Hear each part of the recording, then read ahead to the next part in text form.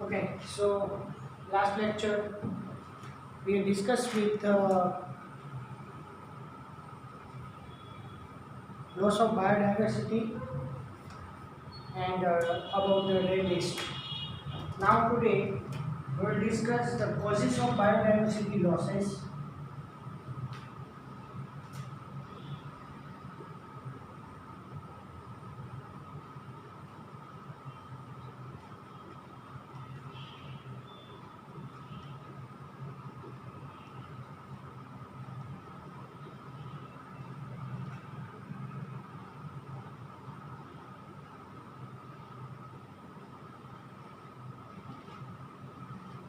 Here, the accelerated rates of species extinction that the world is facing now are largely due to human activities. Here, causes for biodiversity losses are four.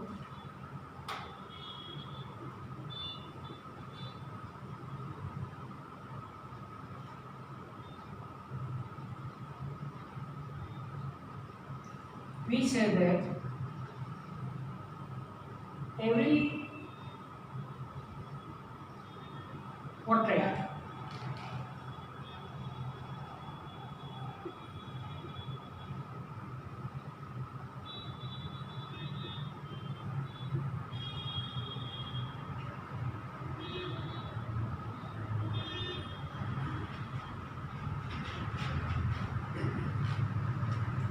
the main four causes of loss of biodiversity, it is known as Abel quartet.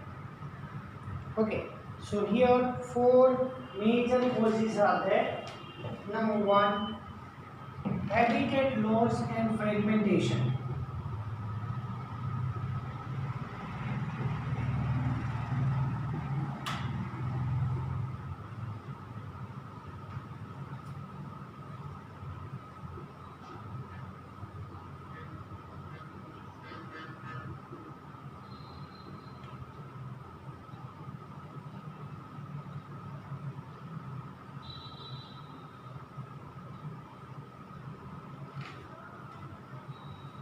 Okay, here for formation of railway track, check dam, water reservoir, quarry, we say that tunnel, for any purpose, if we use the natural habitat to man-made habitat, here habitat loss is there.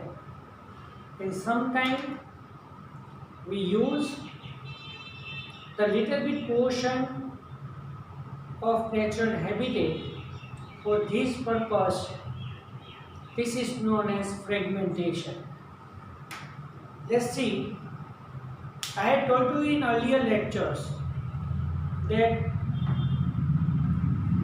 the highest biodiversity in the world that is present in the tropical rainforest, that is known as Amazonian rainforest. So this Amazonian rainforest is known as lung of planet, that come here, see. Habitat loss and fragmentation. This is the most important cause driving animals and plants to extinction. Most dramatic example of habitat loss come from the tropical rainforest. Once covering more than 40% of Earth's surface area,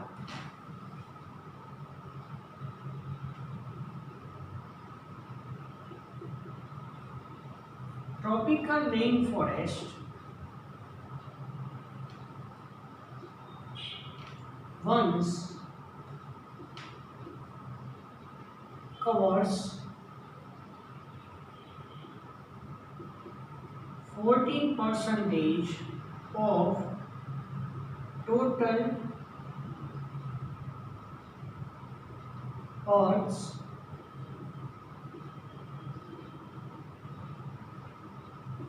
surface area previously.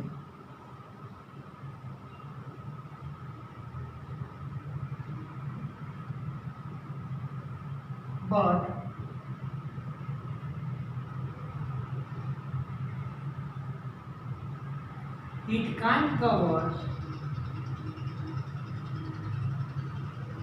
more than 6% of total land area. Now, due to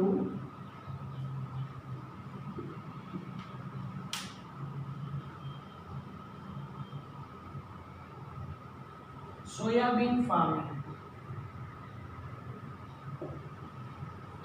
Okay, see,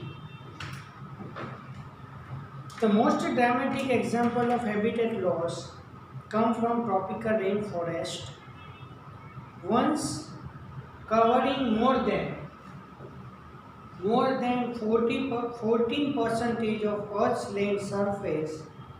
This rainforest now cover no more than 6%. They are being destroyed fast. By the time you finish the reading this chapter, 1,000 more hectares of rainforest would have been lost. આપણે ચેપ્ટરની એન્ડિંગમાં પહોંચી જઈએ ત્યાં સુધીમાં તો 1000 hectare land lost એ હેબિટેટમાં થઈ જાય છે.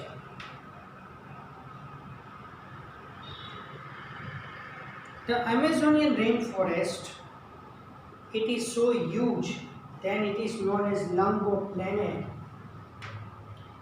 harboring probably millions of species, is being cut and cleared for cultivation of soybeans. Okay, so for cultivation of the soybeans, now the much more area is fragmented or lost in habitat due to that so many species were living in that area were also extincted or lost. For conversion to grassland for raising beef cattle. Besides total loss, the degradation of many habitat by pollution also threatens the survival of many species. When large habitats are broken up into small fragments due to various human activities, mammals and birds requiring large territories and certain animals with migratory habitat are badly affected, leading to population decline. So, when we cut the particular area for any kind of human activity, the species were living in that area also extincted, and comparatively to that, other species can depends on this can also be lost. Okay, second is over exploitation.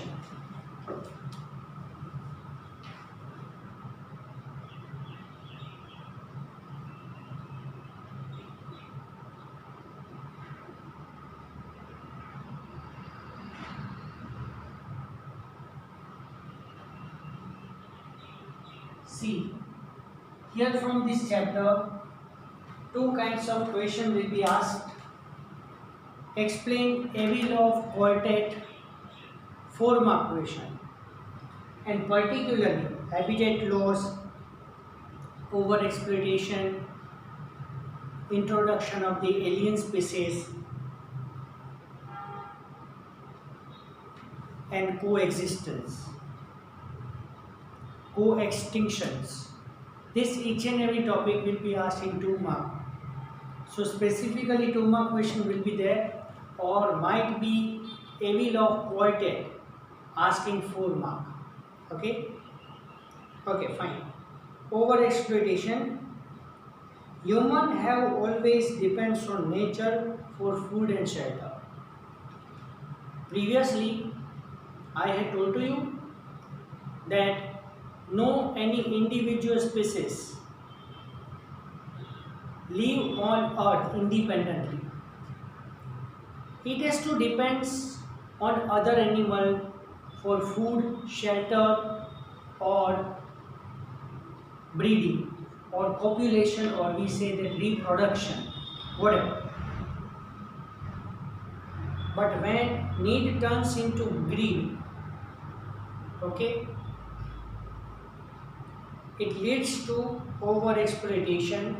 એટલે આપણે actually અહીંયા એનિમલને બહુ જ વધારે exploit કરીએ છીએ, એનું શોષણ કરીએ છીએ, બરાબર.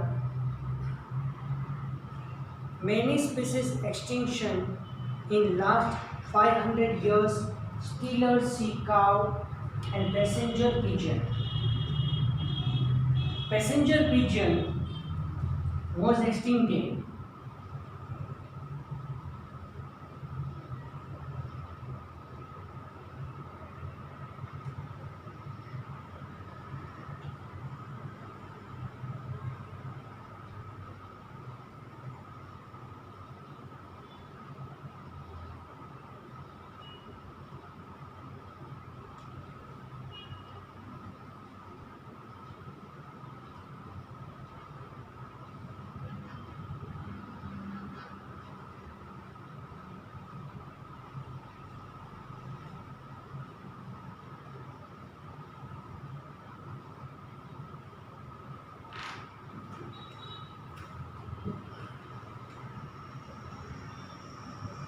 Where due to overexploitation by humans, we are using the so many products of animals: milk, meat, honey, tusk, fur, etc. Okay, so due to this demand from the animals, animals have to face overexploitation, and as a result they will extinct due to human activity.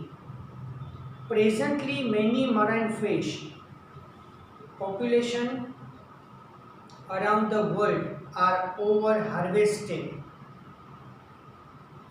endangering the continued existence of some commercially important species. So in some area, the species of fish can now is going to be extincted, very nearer to it. Okay, fine. Third is alien species invention.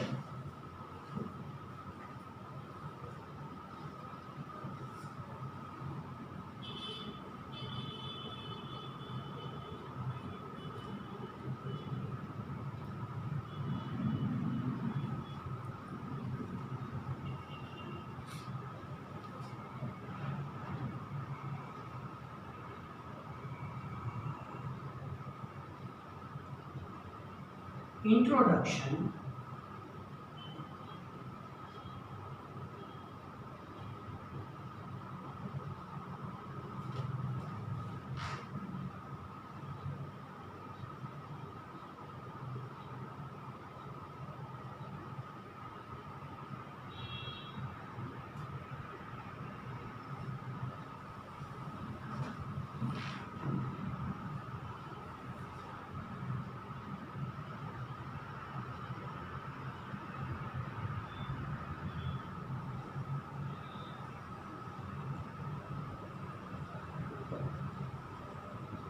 Alien species invasion means the entry of the foreign species in a given habitat. As a result, what happened after the entry of this foreign species in a particular habitat, already existing species can also be affected. Okay, as I told to you earlier that on the Galapagos Island, the Abingdon tortoise was extincted within a 1 decade due to more grazing capacity of the goat. If you have remembered, okay, so that we say the example of the introduction of the alien species. Okay, here so many MCQs are there. When alien species are introduced, unintentionally or deliberately for whatever purpose. Some of them turn invasive and cause decline or extinction of indigenous species. Indigenous means already living in that habitat, existing one.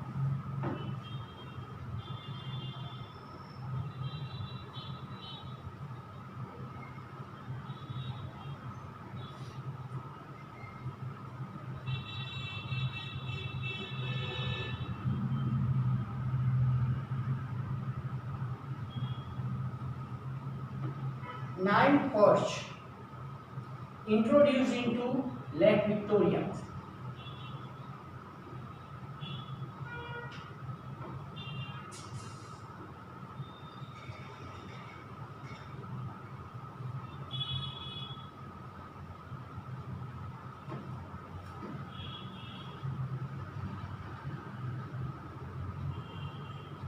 As a result, what happened in the East Africa led eventually extinction of ecological unique assemblage of more than 200 species. See, Nile perch introduced into the Lake Victoria leads to extinction of 200, underline please, cichlid fish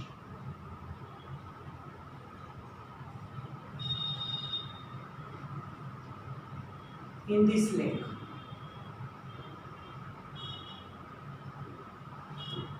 So, due to entry of Nile perch, cichlid fish, 200 species were extincted. You must familiar with the environmental damage caused and threat posed to our native species by invasive weed species like carrot grass, Parthenium.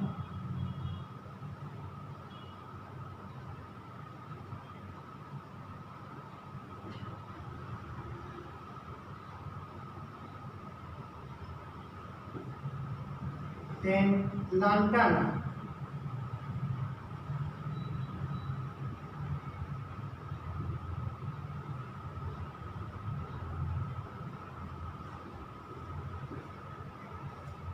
Lantana is a Gandhari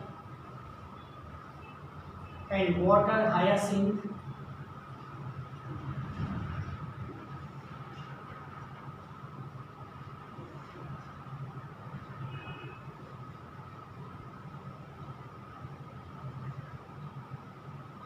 Eichhornia crassipes. It is also known as Jalkumbi. And if you have remembered that this water hyacinth, Eichhornia crassipes, is a terror of Bengal. Fine, due to attractive inflorescence and leaf. Water hyacinth cause the eutrophication. Okay, algal bloom on the water surface. First chapter. The recent illegal introduction of African catfish, Clarius gariepinus.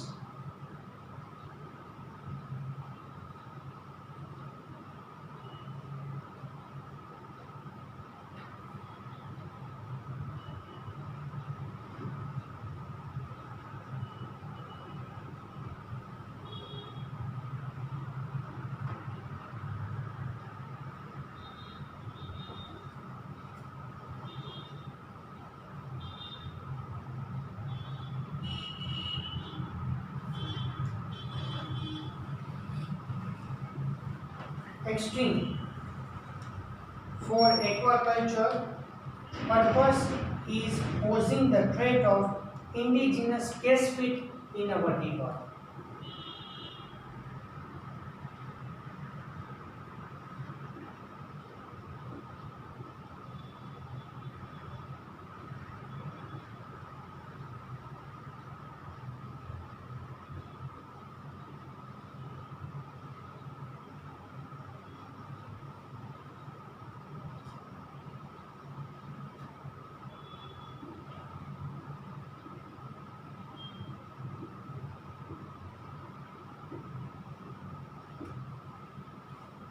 Okay, and fourth is coexistence.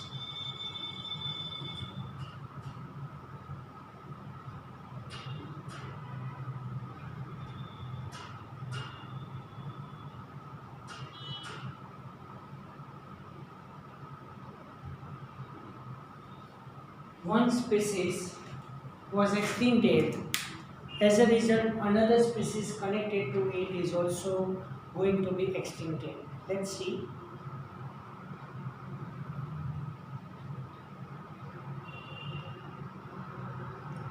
When the species become extinct, the plant and animal species associated with it in an obligatory way also become extinct. Okay, one question I want to ask you, you know the answer, but think and then tell the proper answer.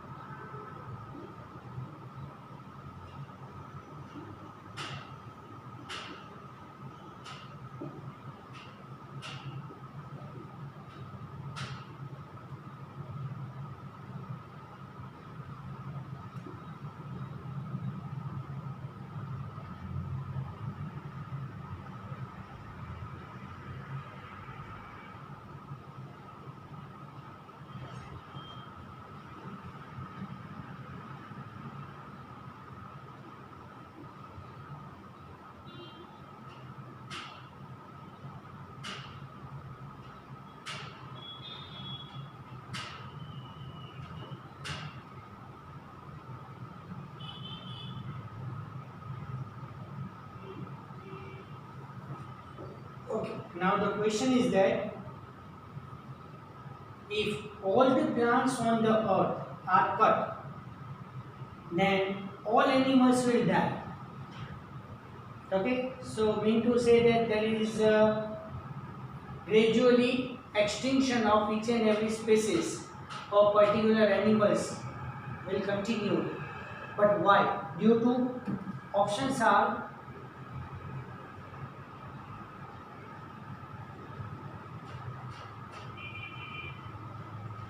due to lack of food,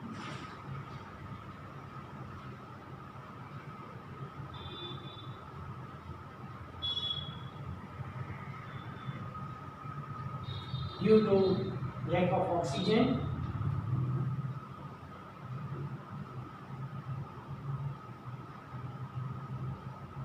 can be both.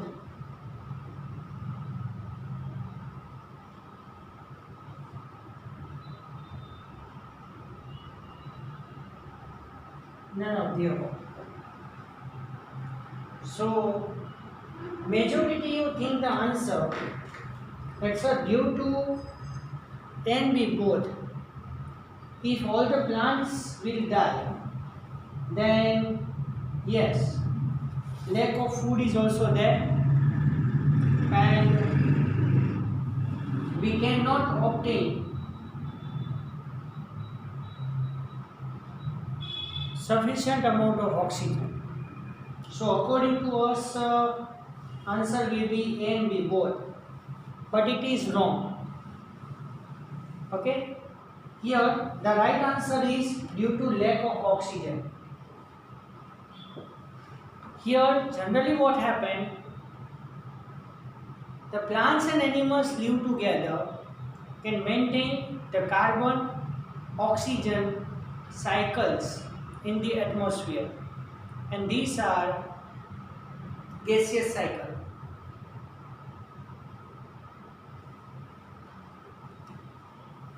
Okay, so these are gaseous cycles. So due to lack of oxygen, all the animals will die. When host fish species become extinct, its unique assemblage of parasite also meet the same fate. Another example is the case of co-evolved plant pollinators mutualism, where extinction is one invariably lead to extinction of the other. So one species extincted, another species correspond to it, connected to it, is also going to be extincted, and this is known as co-extinction. So these are the four causes of loss of biodiversity I will quote. Okay, now last topic, biodiversity conservation.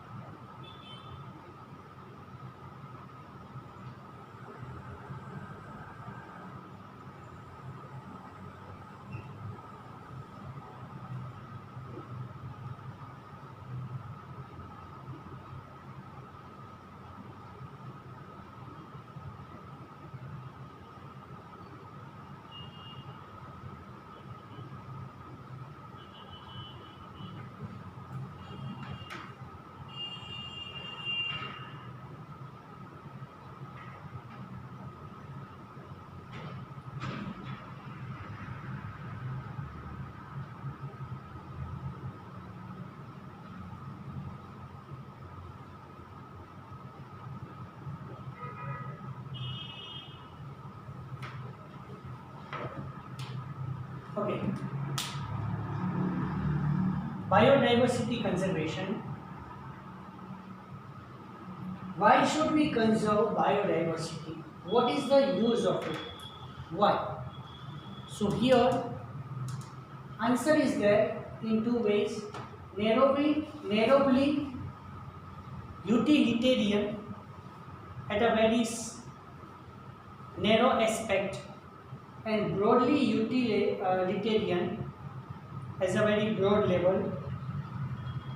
There are many reasons, some obvious and others not so obvious, but all equally important.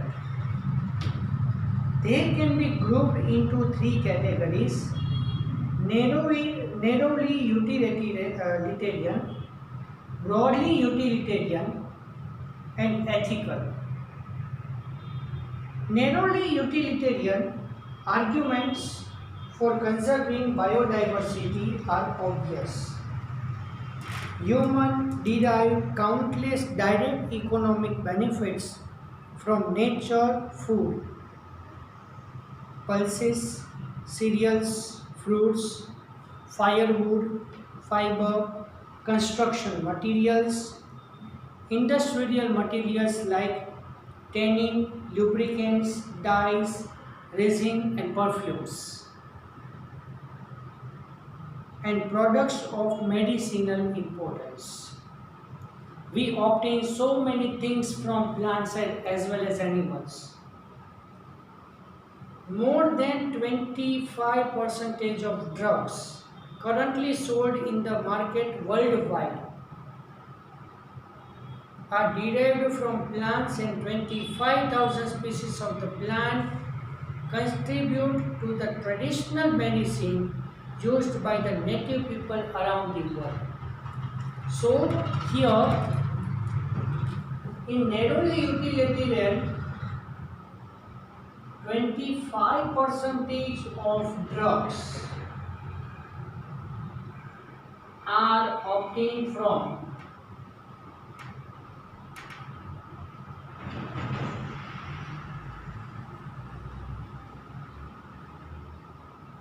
plants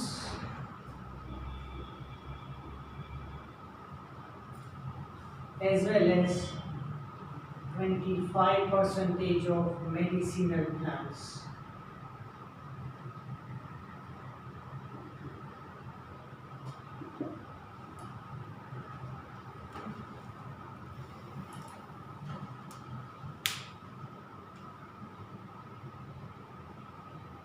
nobody knows how many more medicinally useful plants there are in tropical rainforest waiting to be explored. With increasing resources put into bioprospecting, exploring molecular, genetic and species level diversity for the product of economical importance, nations endowed with rich biodiversity can expect the reap enormous benefits. So here majority of the benefits are obtained through narrow utilitarian. Now what about broadly one? Broadly utilitarian argument says that biodiversity play a major role in many ecosystem services that nature provides. The fast dwindling Amazon forest is estimated to produce through photosynthesis 20% of total oxygen of Earth's atmosphere. So 20% of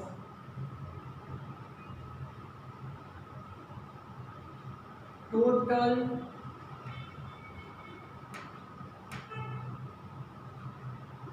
Earth's atmospheric oxygen is produced by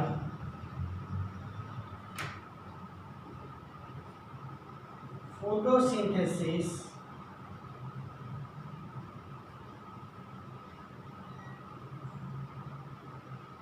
by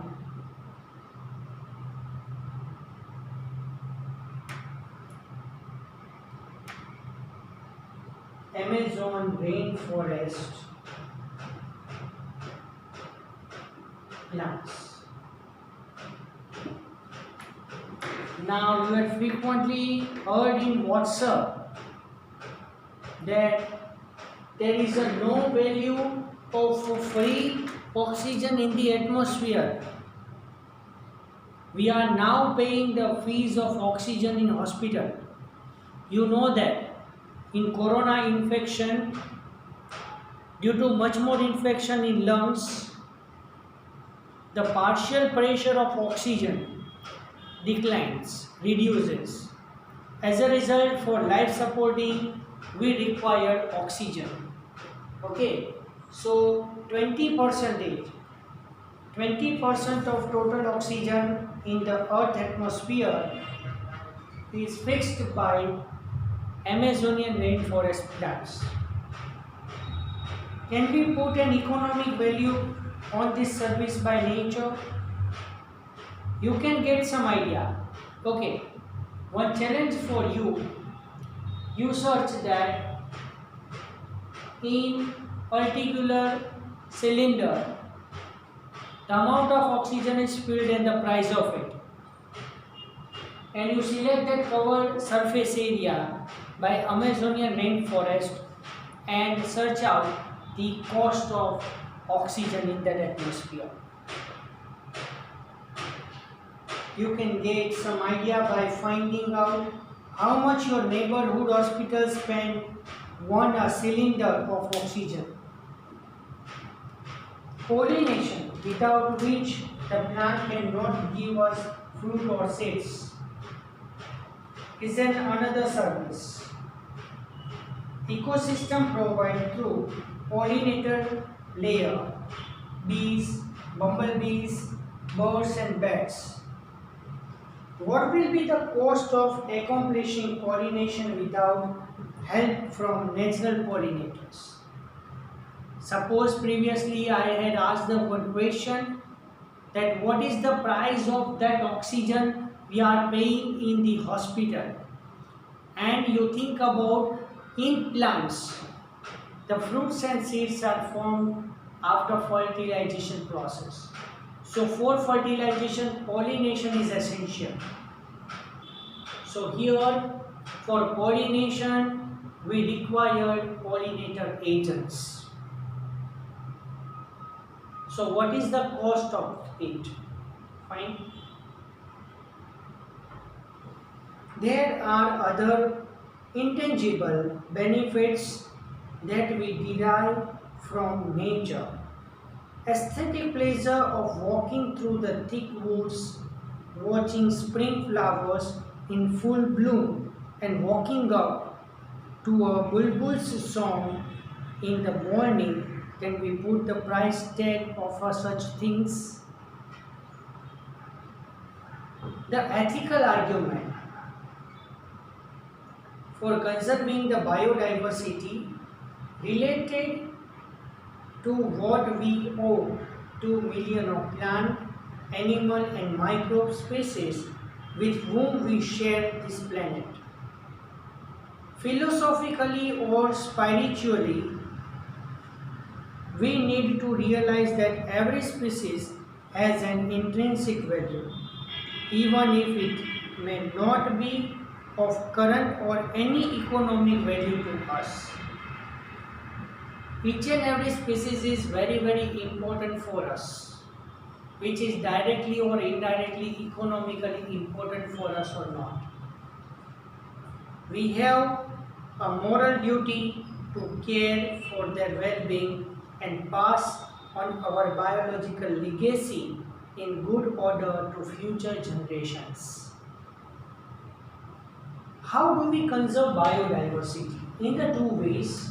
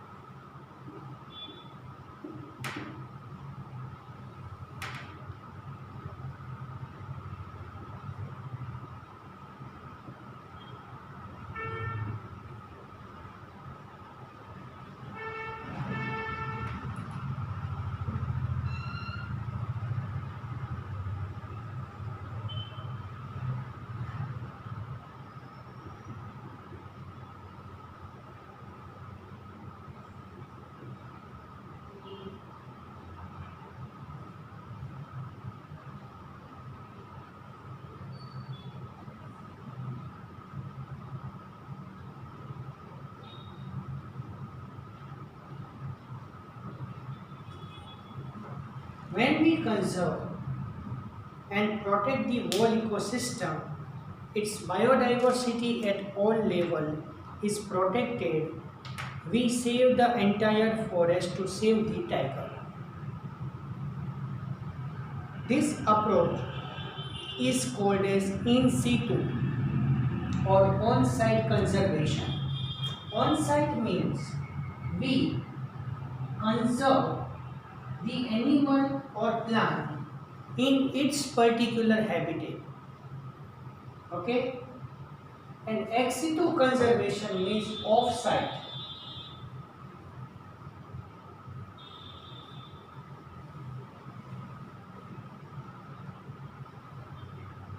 However, when there are situations where an animal or plant is endangered or threatened and need urgent measures to save it from extinction, ex situ conservation is desirable approach. When any species is going to be extincted and present in very rare number, very rare amount, okay, so we can isolate it from its own habitat and cultivate it in artificial atmosphere.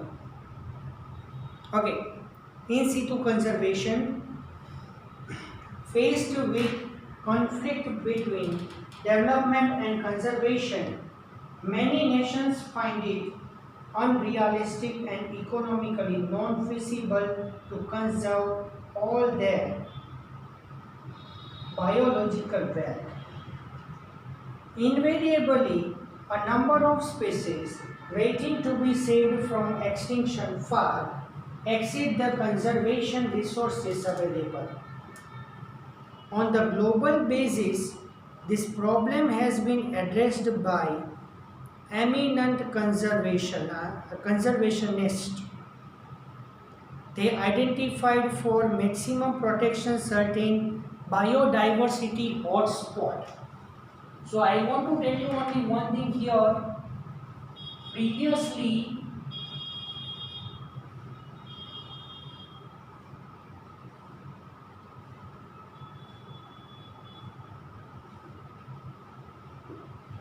biodiversity hotspots were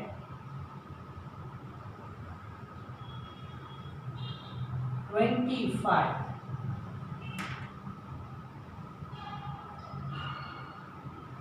New 9 are added.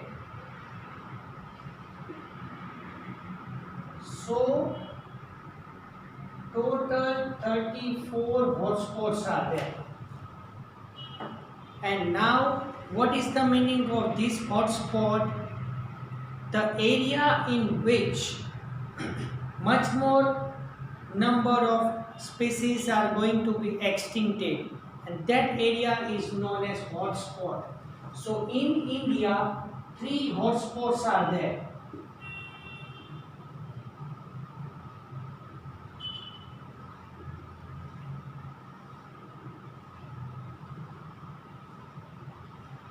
Which 3 hotspots? See, underline, it is given there. Western Ghats and Sri Lanka.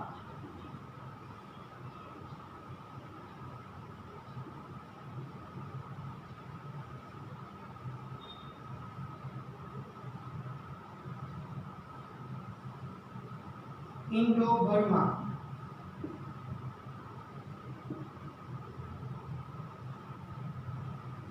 And Himalaya.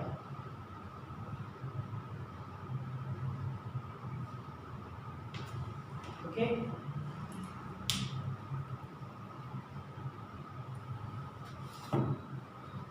Although all the biodiversity hotspots put together cover less than 2% of Earth's land area. So this hotspot cannot cover more than 2% of total Earth surface area. The number of species they collectively harbor is extremely high, and strict protection of this hotspot could be reduced the ongoing mass extinction by almost 30%. તો અહીંયા hotspot total surface એરિયાના 2% પણ cover નથી કરતું. એમાં અત્યારે 30% જેટલો માસ extinction થયું છે, એના કારણે એ બધા પ્રોટેક્ટેડ એરિયાઝ ડિક્લેર કરી દીધા છે. In India, ecologically unique and biodiversity rich regions are legally protected as biosphere reserves, national park and sanctuary. So here, on-site conservation consists 2 things.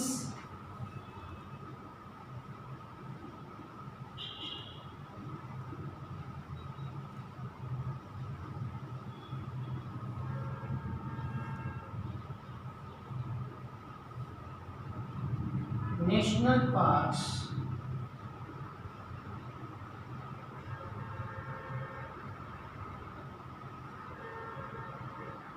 sanctuaries. Here, these 2 are protected areas declared by government, in that we cannot harm to animal or plant at all.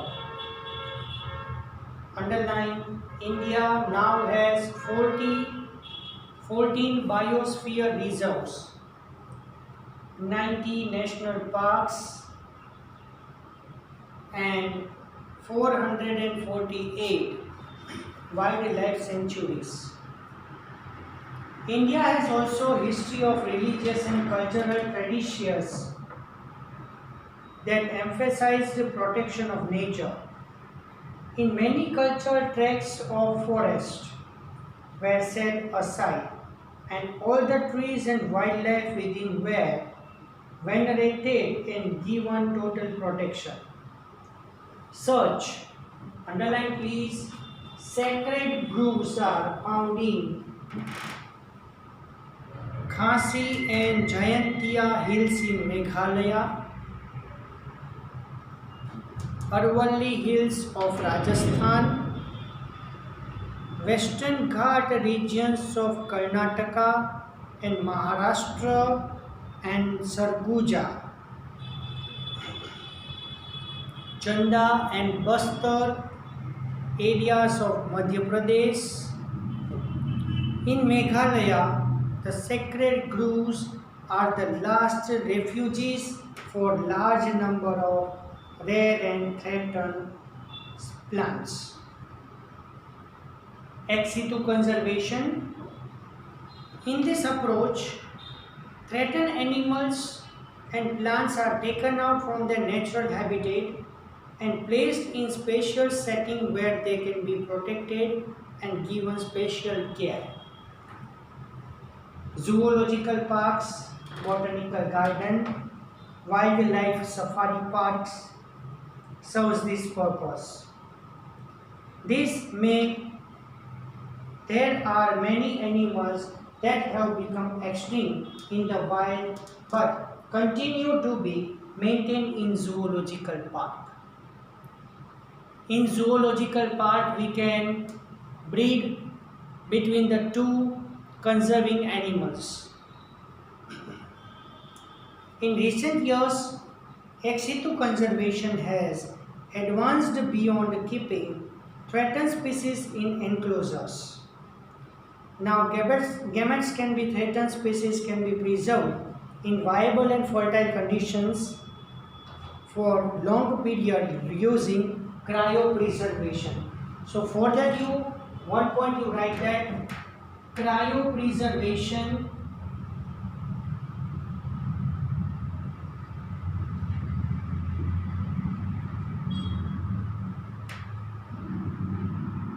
in liquid nitrogen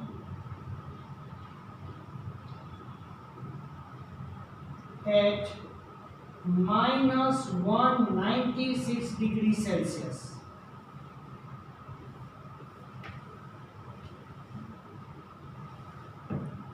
Cryopreservation technique.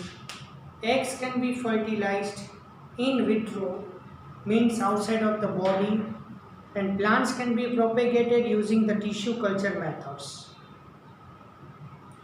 Seeds of different genetic strains of commercially important plants can be kept for long period in the seed bank. Seed bank, gene bank, these are the examples of ex situ conservation. Biodiversity knows no political boundaries and its conservation is therefore collectively responsibility of all the nation. Underline historic convention of biological diversity, the Earth Summit held in Rio de Janeiro in 1992 called upon all the nations to take appropriate measures for conservation of biodiversity and sustainable utilization of its benefit. On the follow-up, the World Summit on Sustainable Development held in 2002 in Johannesburg, South Africa, 190 countries pledged their commitment to achieved by 2010 that we conserve the biodiversity and we prevent the much more fast rate of extinction of the animals. Okay, so hope you understand this. So here I can stop.